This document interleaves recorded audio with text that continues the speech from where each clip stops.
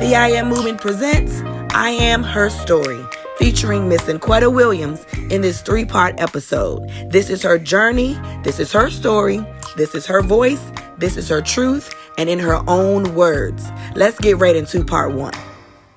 I am Cinquetta. I am undefeated, I am victorious, and I am enough. This is my story, my journey, my voice, and my truth. How much of your childhood impacts your present day? All of it. My whole life. Oh my God, girl. I think my entire childhood impacts my present day right now because it's who I am, you know. If you can pinpoint specific things, what could you say, this thing happened to me as a child, and today I still deal with that because, what would you say? You gonna just jump right in, huh? Yeah, this is your story and your truth. Okay. All right.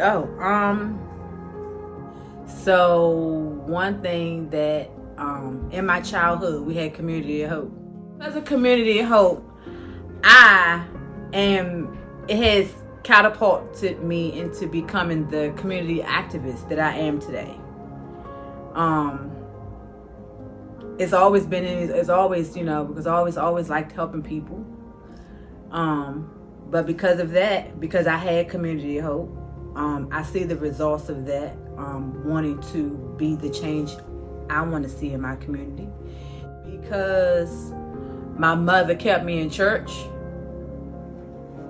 because she laid the foundation of who God is and who He is, who He was to her. I have a relationship with God for myself. You mentioned about being a community activist. Mm-hmm. How are you a community activist? It's because what I just said, you have to be the change you want to see. We talk about change. We talk about change and talk about it, but we don't become that change. So we talk about what we want to see, but we don't actually do it. Oh, well, they need to do this, so this is what they should be doing, or we should do. But no, you have to become that. So how can you say that you become the change you want to see? What have you actually done to become the change? One thing that I've done that I take pride in is that I have started a youth center in my community. And I started that center back in 2016 when the security that is hired by the people who own the property where I live, they were harassing our kids. They were doing all kinds of stuff to our children. And I felt like we needed a space for them, a safe space for them, somewhere they could go and just be teenagers, somewhere that they can go and find resources, somewhere they can go and just hang out. Because if you live in a house, you have a backyard that you can go into. That's your hangout space. These kids don't live in a house. They live in a complex, a community. So their backyard is out front of the building or, on the benches or wherever. And because, when you see 2 or 3 black boys hanging around, you always assume that they up to no good. And typically that's not necessarily the case. So I wanted to start a space for them to be able to go and to just be them, to just, not only just to hang out and chill and have fun, but a place where they could come to find resources. How do I get a job? How do I apply for college? Can I find, I need a mentorship, So that's how I have become the change in my community that I want to see. So you mentioned about your mother keeping you in church. Mm-hmm. How do you see the effects of that today? I was on that Sunday school bus. If my mother wasn't on that Sunday school bus, okay? So my mother used to say, what's in you will come out of you. It's in me, okay? I love God. You don't love God, what's wrong with you? That's how I see it. Yeah, that's how I said the foundation has been laid, and it was laid and slayed. Yep. I love the Lord. I love him. He loved me right back. What obstacles have you faced in your childhood, and how have you overcome them? Okay, so what obstacles in my childhood that I faced? I'm gonna say this. It was an obstacle in my childhood, but I did not realize that until I was an adult. So, the obstacle that I faced as a child was the fact that I was a secret child. Nobody was supposed to know that who my father was. And as a child, I think, as a kid, you know stuff, but you don't really know. So I knew that I was a secret child, but I didn't necessarily know the word. I didn't identify it as being a secret. And I didn't realize that until I was an adult. I always knew it all my life, but it didn't come to like full flesh, like right here in your face, until I was 34. And how did I overcome it? I'm still overcoming. So what happened at 34 that was the trigger for you?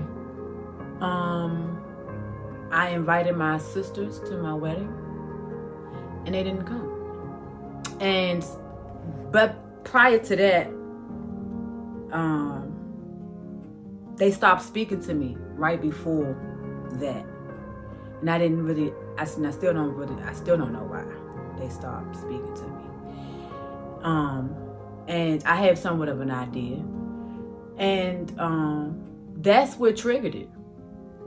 I didn't understand what I had done for them not to speak to me anymore. I didn't understand what I had done for them not to even give me as much of as a congratulations. Didn't get any of that, and it triggered everything for me that I didn't even realize that I hadn't dealt with. What were some of the triggers?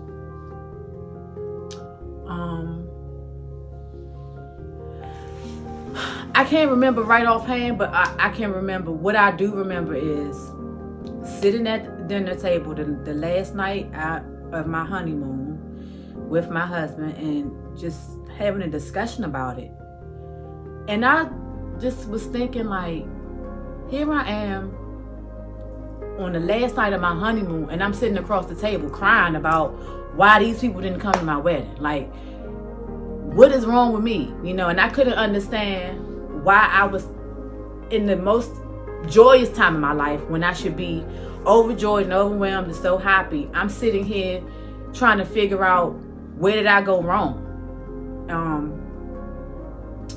So it just kind of brought back all the stuff that I always knew about them, which is that I don't feel like they have fully accepted me. I think they did, just because it was, this my father, this is my daughter, this is your sister, this is what it is. You just going to accept it and shut up. And then, I guess at some point in your life, you get to a point where you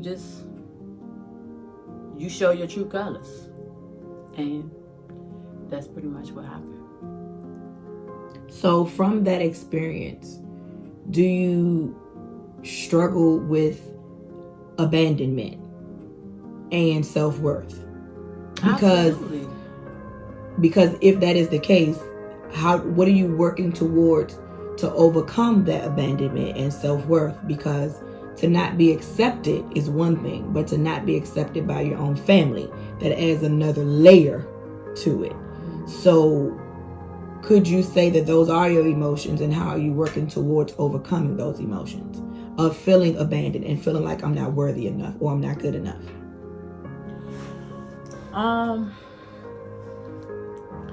So you go back to the foundation that my mother laid. Now, had it not been for that, it would probably be extremely hard to even think about overcoming or thinking about the process of going through to overcome. So that's why I love God, because without him, I can't even overcome or even begin to think about overcoming or come out. So it's because of him that I'm able to find strength to even deal with it. Now, as far as like abandonment, that's a new word for me in a sense, because I've never felt abandoned in a sense. I've never felt like abandoned, but I have felt not a part of, not totally abandoned. So I don't really feel like I suffer from abandonment issues, but I do feel like I suffer from issues of not being accepted. And it plays a part in my life today because it's hard for me. It's like I know who I am, and I know what I'm worth, and I know whose I am and all of that, but a part of you still wants that pat on the back from somebody else, that validation of job well done, or you are good, or dad, I didn't know you could, so I think that's just the human part of me though, because we all want some acceptance from everybody. But I never really felt like the need to be accepted. Like, I would love to have a relationship with my family, but I'm okay with not having a relationship. This has been part 1 of Cinquetta's story. Be sure to stay connected for parts 2 and 3 coming at you soon. The I.A.M movement is on the move. Be sure to follow us on Instagram, Facebook, and on YouTube for the latest videos, posts, and updates. On Instagram at the_I_am_movement_SNW. On Facebook at the I.A.M movement SNW. And on YouTube at the I.A.M movement. Be sure to follow, subscribe, and like, and even hit the love button. Comment. Start the conversation.